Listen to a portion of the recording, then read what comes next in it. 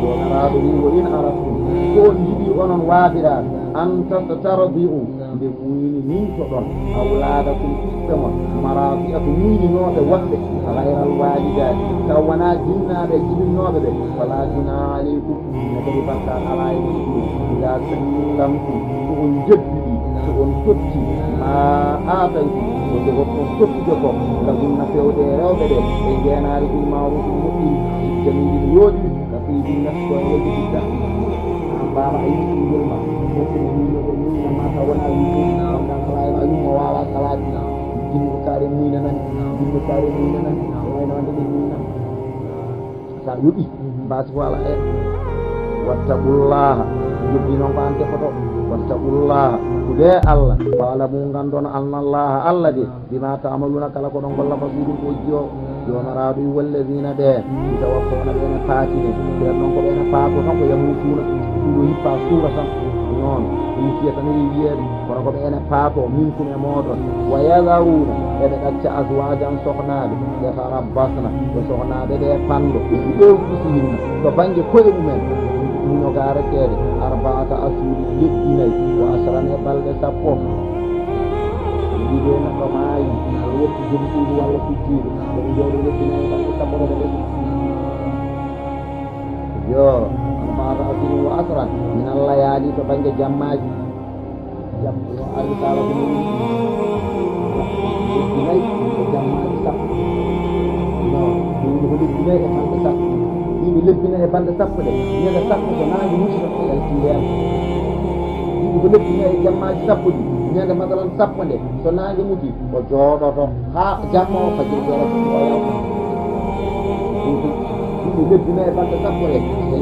nangue muti tan ñande sappo ɗe gasi yimɓe ko lebbina e jammaji sappo ɓen so nangue muti ko jooɗoto jamma o ha fajiri ɓeera neɗɗo ko jammaji wani ɗon no moƴƴi woni covid woni yatarabbasna yoɓe fanɗo bi anfusihim e koye maɓɓe arba'ata asuri woni goowi lebbinayi wa asrane balɗe min allah yaali wa hada fi gayri nawani ɗo koɓe gona fiili wa ammal hawani ɗo gona sowi wa ammal hawani sey ko sowi so demanaba allah bi ayati talak ila amara jonena ɗum wal amaj tawa kadi wona tor wal amaj kono allah mistor o ɓay feccen min dalika ɓerde jumum bisnatentede kaali allah wi fa ida balagna soɓe attima timminde ajalahumna laje maɓɓe fa ida balagna ajalahumna walla ɓeɗo kam koso gayni laje mumen wala juna aleykum bakkar ala e mon ma faalna koɓe mbaɗi yi anfusina e koye maɓɓe bil ma'ruf no moƴƴi salata banggue sari debbo eddiniɗo noon so serte edda oɗo kam wona attima oɗo so gayni ha laaɓi so watti ñantade edda mayrede mati ala hen ɗon ko ñawore damayreede wona edda seerede wonno wawi ñantade wona wawi idaɓe wonno wawi ñantade ne wawi soccade gila joni fuɗɗo jande worɓe kono mayraɗo noon on yo faɗa edda mum jooɗo so waɗi ñantagal ko addama ko jooma waɗiyaɓe kaɗen yala ittuɗoɓe ñamtinantare ɗi ɗino gortaɓe ɗum fa ida balana ajalahum ila janati wala juna aleykum bakkaɗe ala e mon ina fa allah koɓe mbaɗi yankusina koye maɓɓe mina tazayyun gila ñantade watta arrude e falanade yimɓiɗaɓe kaldigal worɓe o battiɗere ñowol ɓe kalde worɓe masala en muɗ tawi wallahu Allah de bima ta'malu ko ngol khadim ko yo an der get no andi bowal ni jomiraɗo wi wala juna ali bakkar ala e mon tima arrabtum ko ngardin ɗon jiiɗe mum law waxtum ko lekkin ɗum min khilbati nisa'i o jamal rewɓe ɗo jiiɗe mutawaffa anhunna azwajuhunna bil iddatina e wuro men ma e jaamu men ka qawli linsani masala innaki la jamilakum ɗum de faasi ala en debbo ɗon koye edda wiyama innaki la jamil an aɗa woodi de non woman jiɗɗum mislan an hol tagi o honoma neɗɗo tagi honoma ha fama an wuro baraji ɗin fiiɗi heewi jergoye maɗi an ko wurɓa en mbiyeɗa an kano karɗo an ɗum aɗa nder juurbaw ko fof e jooɗo saari kono nde onɗon jawgal haardata so adda feeña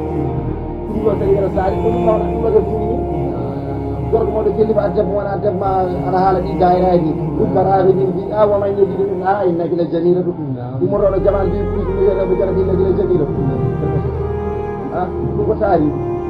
jawgal ala taari jawgal ma malli tan yawta non woni ko wi ɗiɗo o yiɗi ko woni dagi ɗiɗi woni taariɗo ɗiɗo naka woni mbi ceerto aw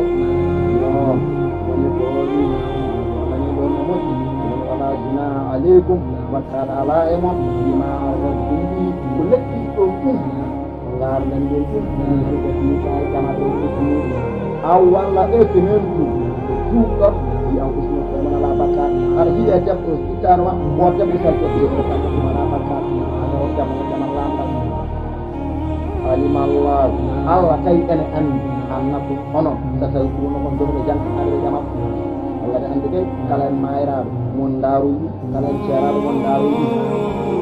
la takfuruna annunna on mbawa wuyde gamat ɗum woni fa aba ala ko mutta arida o dañmen on mallude de arde ɗo ma jiɗɗi haalde ko walakin kono noon haɗa ɗo ɗum fof o wi on ko laaɓi wawi buydumna woto fotodire e maɓɓe sirran to banggue nder jim gaye debbo gaye ƴetta ɗum desoom ala de ay nden wodu waɗa duwa ka wañi fiya nde wattaki illa an tabulu so wona kalon tan qawlan konngol marufan moƴƴol kono ko muƴƴoni ɗoɗi inni fiiti de larade bo min nemane remɗema wonko miɗɗo noon mi jakkilam wonema e man jewtan so Allah jaɓi so tawi Allah waɗi gurɗama ceerno tan hata mokke ca bandu wasa tan so Allah ƴeewi may famudi tan mbiɗa andi ala no joni tawde habaru ko ɗimay taw aɗa andi wonko seeɗe wiino min noon wonɗon tan ma heɓe ɗum tan kono tawi kene tan aɗa rawi tan ha ala ɗi kala hoore laaji ma jomum fa illa an tabulu so wona kalon qawlan konngol marufan moƴƴol non woni goori e mawɓe tinnannoɓe mi debbo goto jongalle mum mayno joni noon Allah waɗi masalan no faalirta jongalle o ene loote nden gorko o ene loote yimɓeɓe ene jaani ngar debbo masalan no faalirta ene jooɗi suude lootoɓe enen hen goto ene addoye ndiyam wirtima tan kadi masalan no faalirta ha wimo e min noon nde Allah waɗi tan ɗumtuɗa battilan nema o wiɗa gada ɗo ka gara wi kono waɗi mi gadi ɗomi ɗo on waɗi ɗo ha yo Allah rañi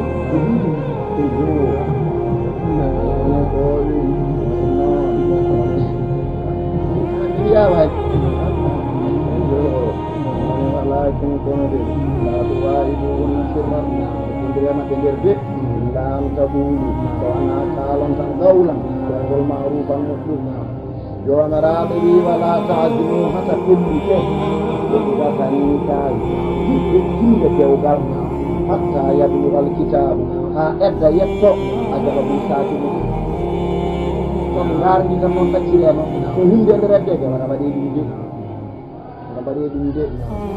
wala tazimu hata kollite ɗoɗuɗatanikayi jiɗɗe dewgal hatta yablugal kitabu ha edda yetto ajaba ɗum sati mum yon neɗɗo yagata alamu lande noon annallah lamdo biyeteɗo Allah o yaalamu andi ma bi en fusi ɗum woni pittali mon de kelliɗo ɗe ɗum pittani ko Allah ne andi wagaruna ndentoɗe Allah woni yeɓiɗo ɗum ɗum sabi en sa kelli tan way kono watte ni mana adamata man faala kelliɗo watte wona kono watte ñaade yaalamu gande annallah biyeteɗo Allah o wafuɗum ko gabro rahim ko azum yu'aqadu insanu bi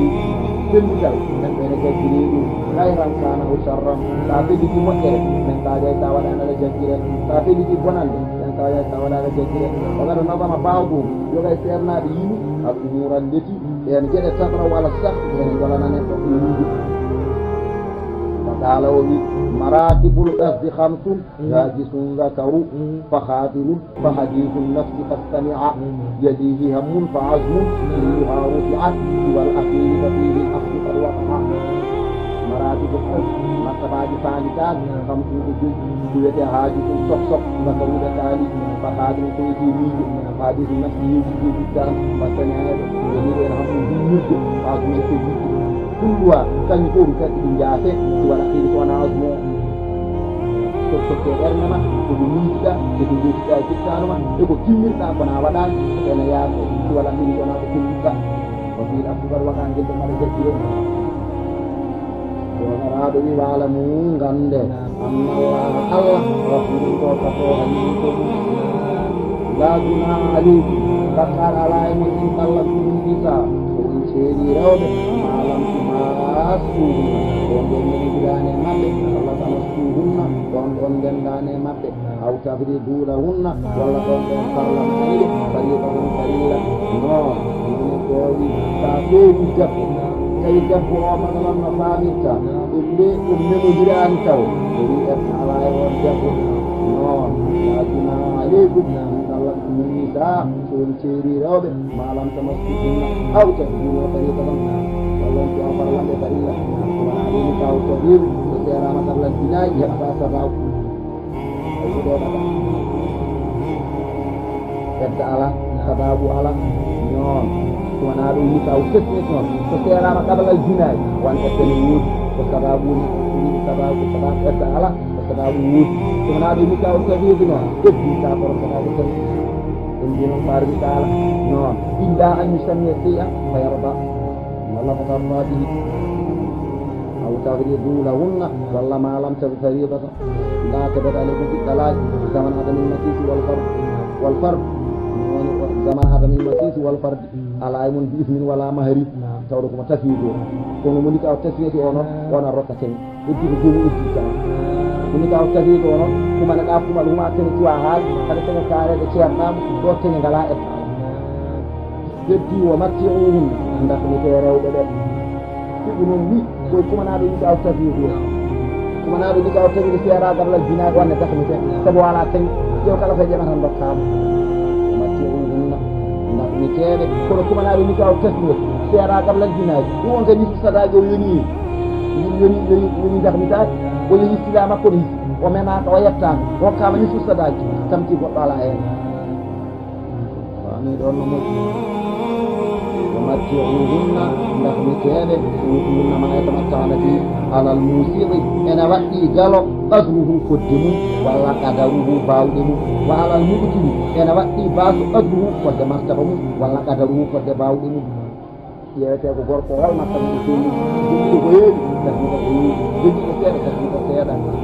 mataan mendah mencari mau itu itu aku jangan alisi kerja dengan mana nama mau jawab itu akan hukumnya batide alal muslimin ibu inde dalam hukumnya tadbirun unciri min qabli an tamassu ba'dine memoton kono wakar sarafu wana malam tadi kono wakar sarafu dua kita wamparin jauh nak dia bara wamparin dia cengit budi kunciri dan semua kalau kita cari Allah tidak nak nano untuk kita tadi untuk kita tadi dari semua kalau la aku itu la bumi jadi ujar yang ciri asal mangkok kita kita itu la an yakuna soana reo ke dia jat itu nomor itu raya sampai jadi أو يعفو والذي والله يأتي أون يجريمون الجنة وقف النكاية في الدولة والله قرقولي من اللي يأتي سكرني وانا فوق ini reform dan kuasa pun sekarang ini kalau bukan jual gaya wali dia juga النكاية wali memang yang masih itu seperti kalau dia bukan ada amal itu saja kalau bumbung itu juga wali maka yang polis itu dia malah angkor ko ma ayatima wana macam itu makan ko ya kuma ana nama to le ko do ko mutu jual gaya anta ya fama tegi de fof a haaji tokkude hay mbuuru en addama janngo jam yidde on galle yidde yaade defo en mbi sa yi hedde ma rutena anne kay sa yaade nabe abi ala sofan tan tene kono ko no go hay yo bam fu yo dum ngana so mi ceeri janngo jam sa to ala ndam jar ko dam tara nyami do mo wali illahi yaquna wa nare wa jati abi abu alladhi wala ya on gorgo yajibu dewgal ko gorko jogi dewgal yaamala ɗumnoɗo dewgal tawi no waɗi kono ko wawi wonde goode fayi tugal al kulla gorko o yaafo ɗalda debbo dendagal tene waɗumni abbasi inati ala ko alwali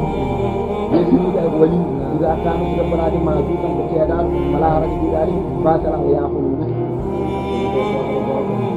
kono wantafu ayne jaafoɗo ɗon wonon jental ɗe kaltanmi koreji gorko yo koreji debbo kala e mon kam jaafiɗo adana ko ittabannaga taade wala allah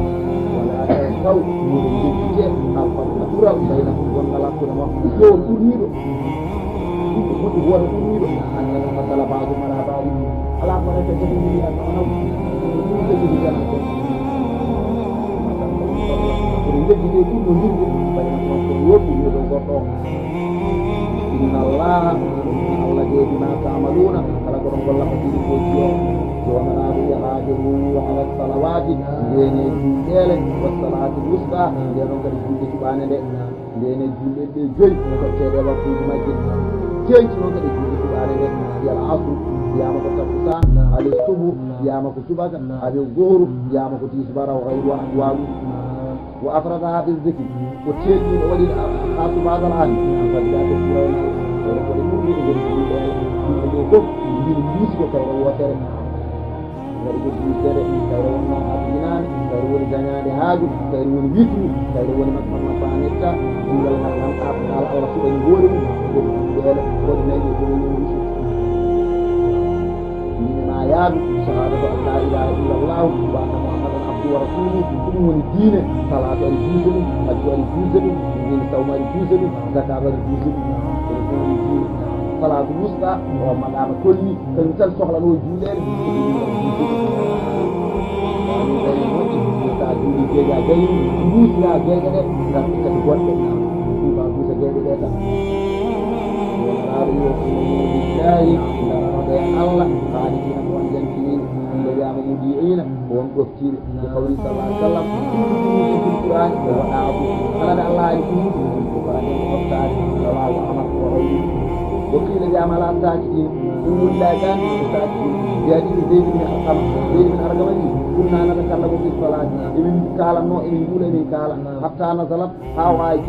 أمرنا بالسكوت من جبرات ذكر ومنا من كلام الكلام دعنا الله الشيطان وهاينون يسبحون لله وجودنا الله كما كان يقول ذكر كما قال وقال حافظوا على الصلوات والصلاة الوسطى في أدائها في أوقاتها كل من وقته ما استثناء لشركها واليتمنا بترتيب وفرائضها بكتب لله بسننها بكتب سنها وآدابها بكتب ليله فإن كل شيء من ذلك وجب حتى إلى رجل دخل ناتي دوم في الوعيد الصفور الله يد وويل للمصلين الذين عن صلاتهم ساهون دوم ناتي وخص الصلاة هيتري جلد بالذكر لأن الناس بجلد إمام الدين وجوز الدين ومعظم أركان الإسلام بعد الشهادتين وجود ولد مولود وجوز الإسلام كما الشهادتين من أقام من جلد فقد أقام الدين من جلد ومن أقام من جلد فقد أقام الدين من جلد فلتكن كما ومراد الدائم مرد وتعالى فإن خفتم فأمسكوا من عدو الجيش أو سيل والله أو سبيل والله مراد إلى الرسل رجالا يكون كامتيد ورياض الخير يخرج من أي شاطئ أو ركبانا والله طبعا وكيل مستقيم أو غيا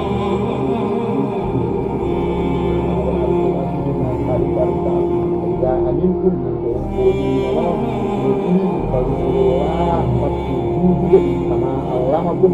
Allah anyurnoon malam takunu ko ang nandam malam kan pati ko ko kadang ko ini dia kan diabani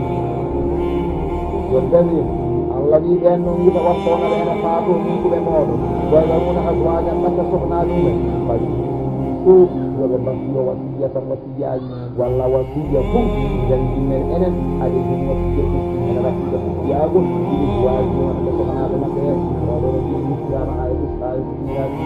ma kadi ɗiɗɗi yo wadde koɓe sohene goydu maɓɓe o fof wakkede ɓeɗo jikkoɓe wakkede ma taan ɗi wonɓe mbasiyaji maɗama kala ɗiɗɗiɗon ngal hawyaji mawtade ɗon wonno e saɗa ɗiɗani mukkirama ha ɗiɗɗiɗo armata ɗum asra maayi ayra ihrajin wal haaluɓe wona yaltinteɓe wonno kam mbiya hannde ɓe ɓurtiɗiɗo yaltintake fa in harajna tawi noon ko kamɓe jaltini koye mabɓe yo mbiye fala juna aleykum ono waliyaɓe maayi ɗo bakkaɗo ala e mon kono jaltineɓe ɗi kam faami ɗon no moƴƴi oto mbiyaɓe ɓe jaltu galle kala neɗɗo mayra on galle ko ɗon eddinto so jiɗi jeeyonmo kono kalane coonɗo o eddiniɗo ko hayda mum ɗon kamɓe jaltini koye mabɓe fala juna aleykum bakkaɗo ala e mon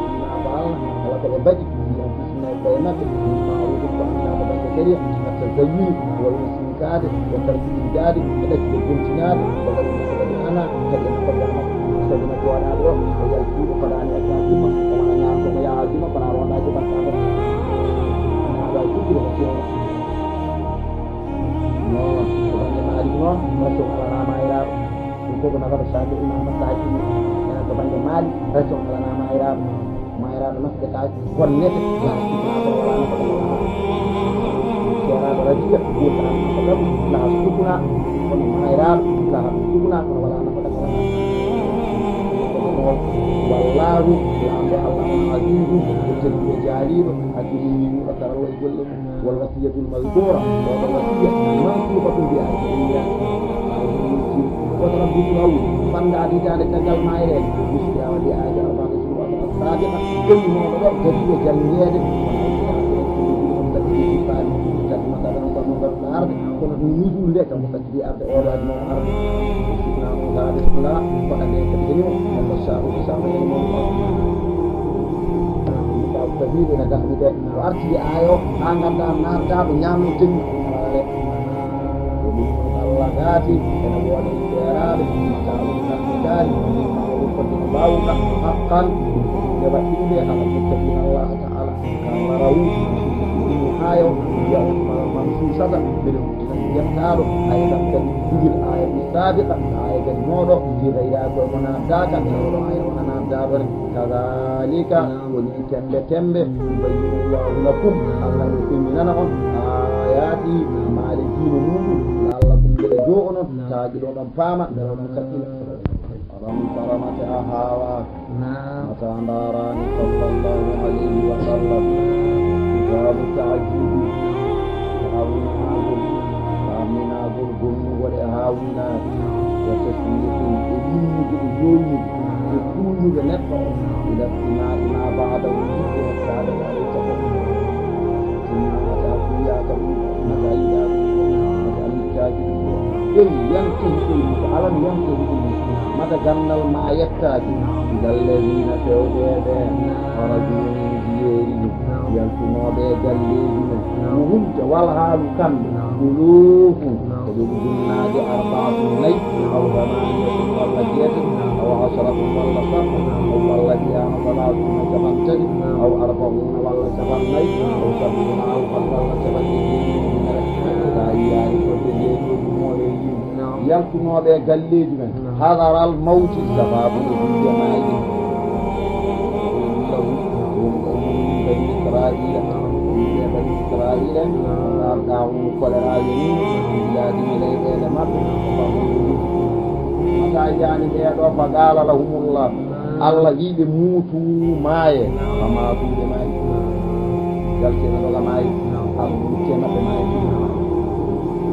ma ahayahu letti o wurtide baada ramaniyati ayyami balɗe albalɗe jeetati aw aktara walla wiyama ko yi ɗon du'a ina biyi e balɗe duwaw annabi maɓɓe maladi kasraɗo ha tum walɗaɓe qaf waktu kulli zayi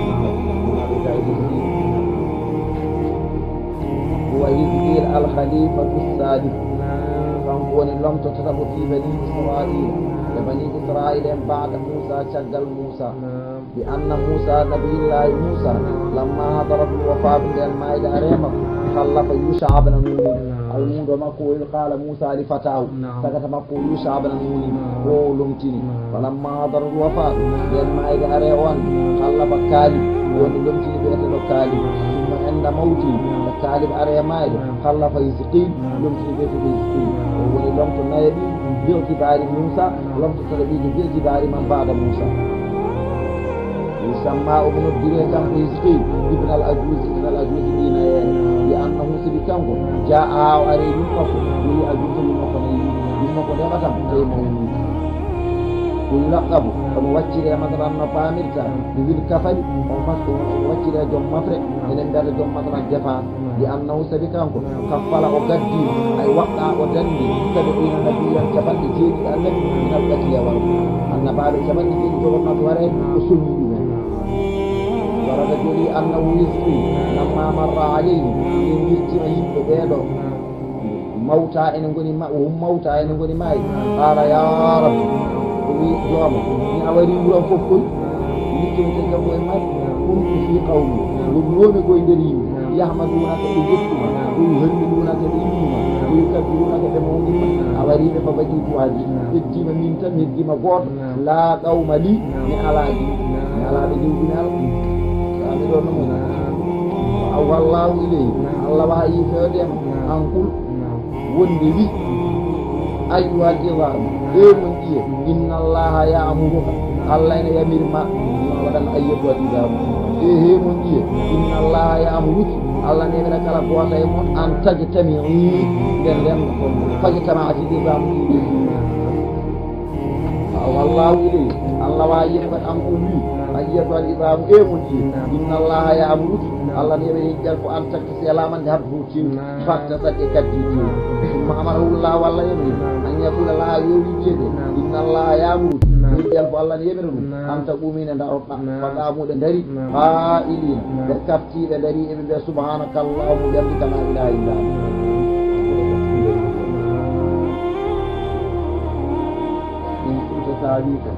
أنت كيف مات هؤلاء مرتين إذا يا نقول ما إذا ولا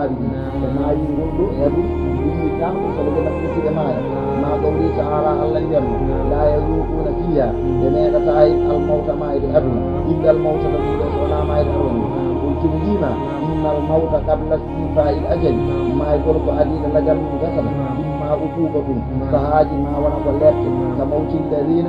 ما يدبر سألوه يتقبلهم ناجي باب ما إيجي الله إيجي فهاج عن جدنا أو عبرة ما ولي تسبير كموت بزيد الإيماني يسمون الجنود بزيد أباكم ما يدبر ما يدبر ما ولي عقوبة على الدين ما ولي بعبرة ابتداء تذكرون أراد من يقول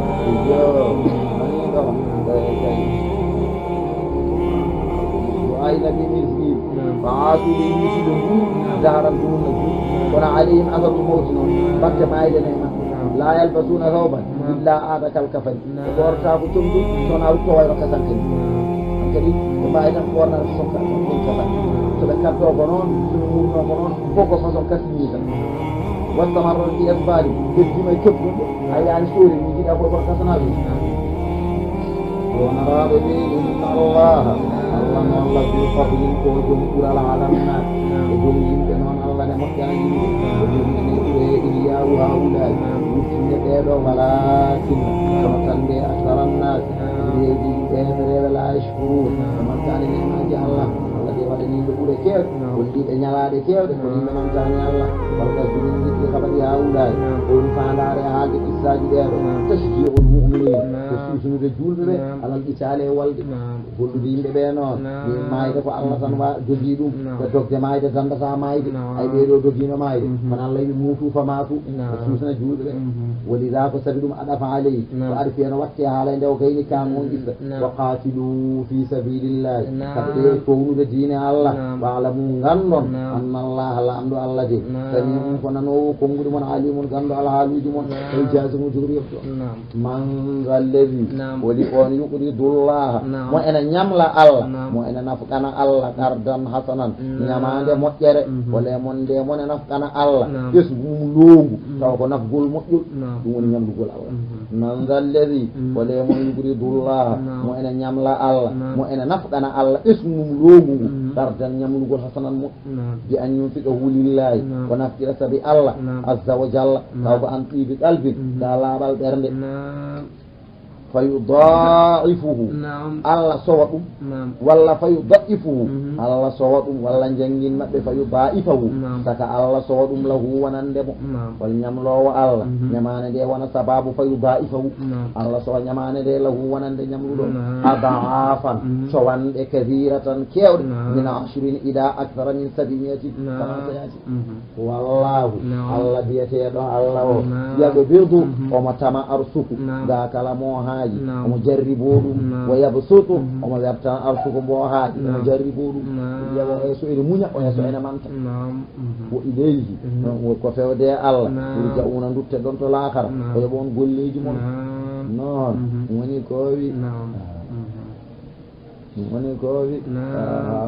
kama sayati fi qawli ta'ala masalan yunfiquna amwalan fi sabilillah kama ila habbati al ayat wa kathratul mudha'afati kewgol cowanɗe ɗe sowanede nde ala hasabil ikhlas ko fodde laɓɓingol ngol fodde no mbaɗiranɗa Allah o sellirema ko Allah mbaɗanɗa ko noon woni fodde no joɗirteɗa qala alayhi salatu wassalam ayyani ne laaɗo Allah wimo jaɓe kisegonimo Allah fi ashabi kule Allah e sahabaɓam ɓe la tattakhidum woto jogui to ɗeɓe garadan koɓe dori min mbaadi caggalam kono mbaɗeɓe dorol lañal kala ko yiɗa tirede rewne hen kala mon jiɓɓe wiide tan yiyaɓe kono mbaɗeɓe noon fa wallahi nafsi bi yadi wondiri mo fitta nan woni jummo Allah tabaraka wa taala law anfaq ahadukum wondi so goto e mon nafɗi misla a uudi ko fate jabal uudin zahaban kañ ma bala o wawa yettade mada ahadim lefu goto e mabɓe wala nasifa o wona feccitande feccere goto e mabɓe sabi kamɓe koɓe keeɓi ko wona amalu ko rutu goto ko martaba hokkiɓe ɗum wona golle ɗe dokkiɓe ɗum golle ɗe koɓe gollata koko ɗum golleten tisbare takusan ɓe juula ɗum juuleten kono ɓe keeɓi sanse hawrude e nelaɗo Allah sallllahu alih w sallam ɓe juula tisbare caggal mum ɓe juula takusan caggal mum ɓe pina ɓe ndawa e nelaɗo Allah ɓe jiya jaati mum yeeso mum tedduki jibril ne ñalla arde suka kiiɗe ene wirto galleji maɓɓe tamuda galleji maɓɓe ene tawtaɓe e nelaɗo Allah sallllahu alih w sallam ene jippina yimɓeɗe jippina waawi qur'ana ene ara e maɓɓe kamɓe koɓe keeɓi ko en keɓata ɗum siwa sahabi fasu bil muna والفضيلة بنظرة وجه المصطفى وبرتبته سوانا صحابة kala goto de mo Allah tagno ko wana sahabaɓe e waliyaɓe ammatan wa khasatan ko Cheikh Tidiane ɓuri radiyallahu ta'ala fof so wana sahabaɓe noon ɓe noon kam fasu bil muna ɓen kam Allah hokkiɓe men ko maldaɓe yala mumen ɓen kam koko jinno ko tan Allah waɗan ɗumen sabi keɓe ko holmum heɓota ɓe keɓe ko yiide wajhil Mustafa sallallahu alaihi wa sallam woni kowi wonanani ɗo jomiraɗo wi alam tara mata a yiyani sallllahu alayhi wa sallam mata darani ilal mala'i fewde e hooreɓe mata yiyani délégation min bani israila ɓiɓɓe yaquba